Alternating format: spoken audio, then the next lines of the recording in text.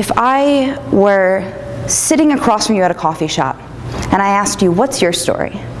What are the things that come to mind? Or rather, look at someone else in this room right now that you don't know and think, what do I know about their story? These are powerful questions. And when I think about mine, I see this timeline, I visualize it with these little blurbs that pop up of these events in my life that can definitely not be narrowed down to a single story, but which are my truth and explain my experience in a way that sometimes may seem beyond words or beyond connection. So, let's talk about my story. I've thought about this question a lot in my life. As a kid, I moved around a lot. You know, as I mentioned in my bio, I'm Brazilian. I spent some time in Brazil, a lot of time in New Jersey, moved here pretty recently, and every single time, especially as a child, going to a new school, I would think, okay, who am I going to be this time? How are people going to perceive me? How can I be this best version of myself, the one that I am proud to claim as me, my story, my front? And then when I was 12, I had this really crazy event that made me consider my identity. My mother changed my last name to match her married name, and I thought, okay, what does this mean about me now? Am I the person I was before this name change? Am I this new person? Does it change me? Does it change my story? That was something to ponder. I think the first time that I explicitly thought about this question was my junior year of high school. I had a project assignment called Story of Me, very to the point. And I was like, okay, I have to make a video. I have to figure out, look at this timeline of my life and see what experiences I want to own, see what experiences I feel comfortable owning and putting out there for other people to consume. And it was tough. You know, this was a turbulent time in my life. I didn't know who I wanted to be. I didn't know how I wanted to be perceived. Everything that I thought I knew that I wanted in the last years have changed. And it was just a crazy experience. And this time was the same time that you're applying for colleges. And I applied for my dream school in Boston. And I got in, and it was probably the happiest day of my life. I was supporting myself, living on a couch at a friend's parents' house. I thought that if I could just get through high school, get to college, everything was going to be okay from there. I would be able to make it, because I'd been making it on my own for the last few years anyway. If I actually got out of this town, if I got out of this, if I started again, it was going to be different. And then I found out I can't afford my dream school.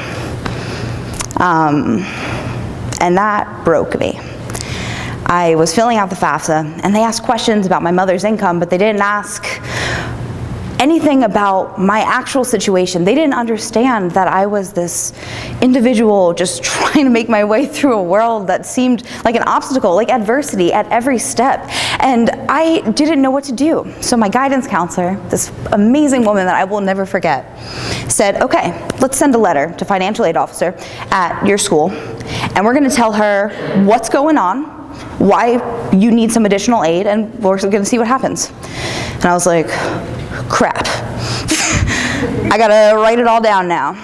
And I didn't know where to start, so I just started typing, and 8 single-space pages later, and a lot of tears, I couldn't actually go back and read what I had written because it was terrifying. My whole life had associated safety with silence. I was great at making myself the perfect blank canvas for other people to project their stories on. I'm empathetic, I'm a great listener.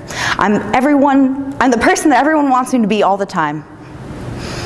But in this letter, I couldn't be that person. So my body fought me so hard sending that email to my counselor, but I did it.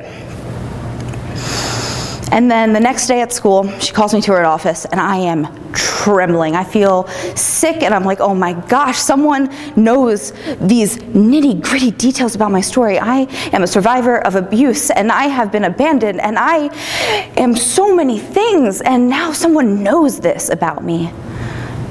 And I was scared, but I got into her office, and she sat me down, and she took my hands in hers. And she said, I had no idea. And I had no idea that that's what I needed to hear. I just needed to feel like my story was held and nurtured and safe, and that being silent doesn't mean being safe. Owning my story was a way for me to be myself, be an authentic version of myself, the one that I was always afraid of, but it's so cool. And obviously we don't have time for me to read you that 8-page letter today, although I did reread it recently, and boy, 17 is a tough age. But I want to talk to you about how I want to use this lesson that I've learned in the classroom.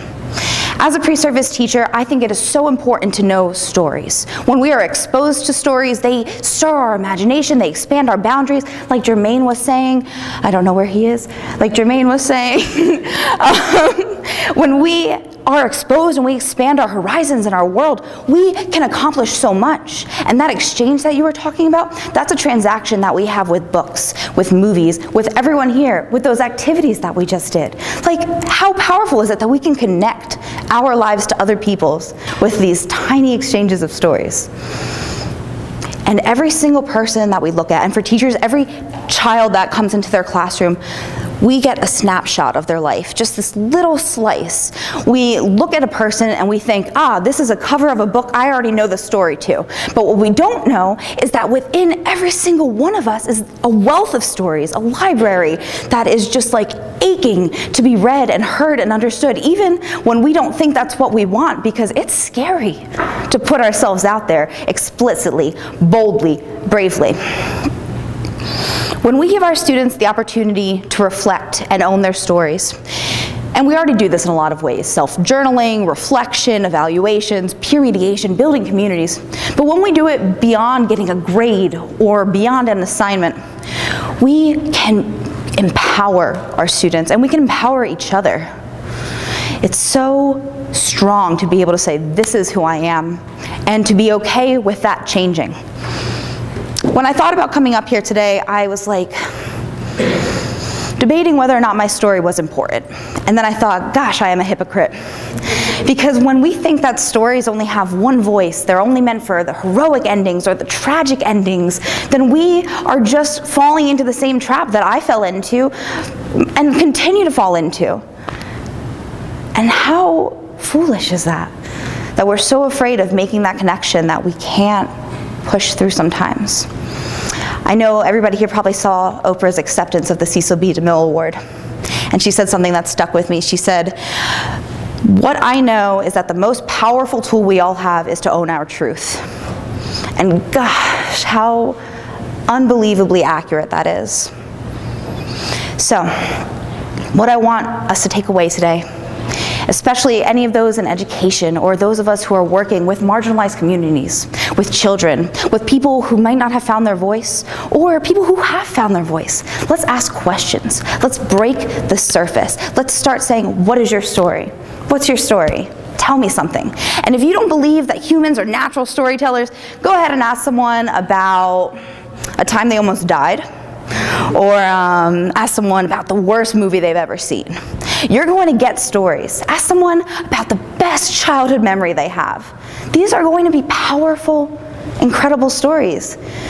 And when we look at that timeline of our lives and these little blurbs, we know that our life isn't a single story, and that these stories don't have an end because they continue long past us.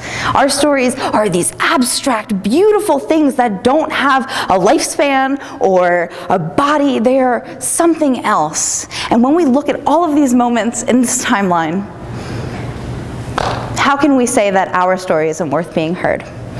How can we say, I'm not worth writing about, I'm not worth talking about, I'm not worth expressing my truth? So, as you go out into the world today, I want you to just think, what can you do to make sure that nobody you meet goes their entire life without telling their story? Thank you.